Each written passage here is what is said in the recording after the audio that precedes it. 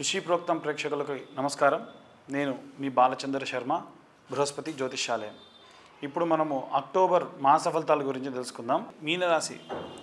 మీనరాశికి సంబంధించి ఈ యొక్క అక్టోబర్ నెలలో కాస్త విశేషమైనటువంటి ప్రతిఫలాలు గోచరిస్తూ ఉన్నాయి. ఏలినాటి శని ప్రభావం ఉన్నా ఏలినాటి శని ప్రభావము ఆఖరు దశలో శని ఉత్తమమైనటువంటి స్థితిగతులను వీరికి పొందజేస్తారు. కాబట్టి కాస్త ఉపకారాలు ఎక్కువగా జరుగుతాయి. అద్భుతమైనటువంటి విషయాలు మీరంటే ఈ దశలో ఎక్స్పెక్ట్ చేయనటువంటి మంచి చూస్తారు. మీకు ఎక్కడి నుంచో రావాల్సిన ధనము కూడా వచ్చి చేకూరుతుంది. విశేషంగా ఈ రాశి వారికి సంబంధించి ఆరోగ్యపరమైనటువంటి ఇబ్బందులున్నా ఆనందంగా ఉంటారు. అంటే ఒకవేళ ఆరోగ్యం బాలేక హాస్పిటల్కి వెళ్ళినా అయ్యో నేను హాస్పిటల్లో ఉన్నానని బాధపడే ధోరణి కాకుండా హాస్పిటల్లో ఉన్నాన్న బాధ లేకుండా ఆనందంగా ఉంటారు. ఎందుకంటే మీ కుటుంబంలో జరిగినటువంటి సంఘటనలు కాస్త మంచి ఉత్తేజాన్ని ఇస్తాయి. మీకు మీ యొక్క పిల్లలు కానీ వారి యొక్క చదువులు కానీ వాటికి సంబంధించి ఉద్యోగస్తుల విషయానికి వస్తే కూడా మీ టీం మెంబర్స్ ఎవరన్నా మంచి అద్భుతమైనటువంటి ప్రాజెక్ట్లో అప్గ్రేషన్ అనేటువంటి అంటే మంచి పెద్ద మంచి పనులు చేసి మీకు మంచి పేరు తీసుకొచ్చేటువంటి అవకాశం ఉంటుంది. ఆ పరంగా కూడా చాలా ఆనందంగా ఉంటారు.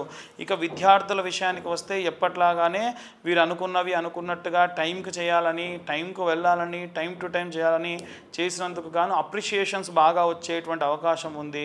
ఇక ప్రత్యేకంగా గృహిణులకు సంబంధించిన విషయానికి వస్తే ఏదో తెలవని ఉత్తేజము, ఆనందము ఎప్పుడు కూడా ఉంటూనే ఉంటుంది. ఈ మాసం అంతా కూడా ఎటువంటి ప్రతికూల పరిస్థితులు ఈ మాసంలో ఈ మీనరాశి వారికి లేవు. కాస్త చిన్నవి ఆరోగ్య సమస్యలు అంతే. ఇంకా చూసుకున్నట్టయితే మరి ఆరోగ్య సమస్యలు అంటే పెద్దవాళ్ళకు ఉండొచ్చండి. చిన్నపిల్లలకి అంటే టీనేజ్లో ఉండేటువంటి వారికి కానీ ఎవరైనా సరే ఇంట్లో ఉండేటువంటి వారి ఆరోగ్య సమస్యల వల్ల కూడా వీరు కాస్త ఇబ్బంది పడుతూ ఉంటారు.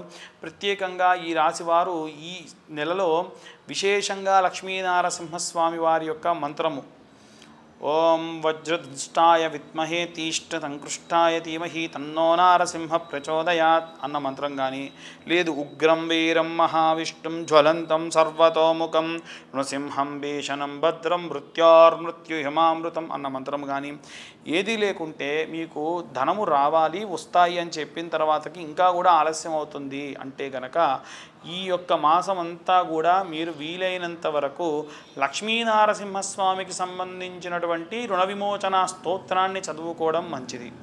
అలాగే ఏ మంత్రము చదవలేమండి అనుకుంటే కాస్త ఆరోగ్యం బాలేక కాస్త పక్కన కూర్చున్న వాళ్ళు ఓం లక్ష్మీనారసింహాయ నమః, ఓం లక్ష్మీనారసింహాయ నమః, ఓం నృసింహాయ నమః.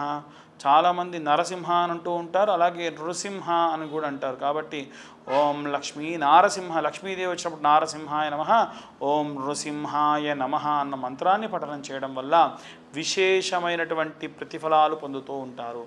ఇక ఈ మీనరాశి వారు ఈ యొక్క నెలలో కాస్త పచ్చ రంగులో ఉండేటువంటి వస్త్రములు ధరించడం ఉత్తమము. అలాగే ఏవైనా సరే ధారణ చేయాలంటే ఏదైనా దండ వేసుకోవాలి అనుకున్న వాళ్ళు స్ఫటిక మాల వేసుకోవడం మంచిది.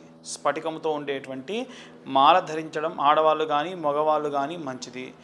ఇంకా ఏవైనా సరే అమ్మవారికి నివేదన చేయడం మంచిదా అని కనుక గృహిణులు కానీ ఉద్యోగస్తులు కానీ ఎవరైనా చేయిస్తానంటే అమ్మవారికి దగ్గర వీలైనంత వరకు అన్నదానం చేయండి. అంటే మీకు డబ్బులు వచ్చాయి, మీరు అనుకున్నటువంటి ధనం మీకు చేకూరింది, అమ్మవారి దగ్గర అన్నదానం చేయండి.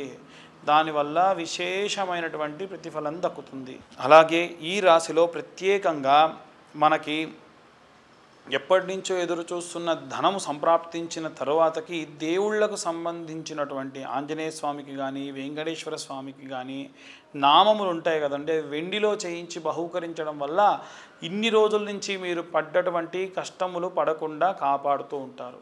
ఇవి ఈ యొక్క మీనరాశి వారికి సంబంధించినటువంటి మాస ఫలితములు. స్వస్తి.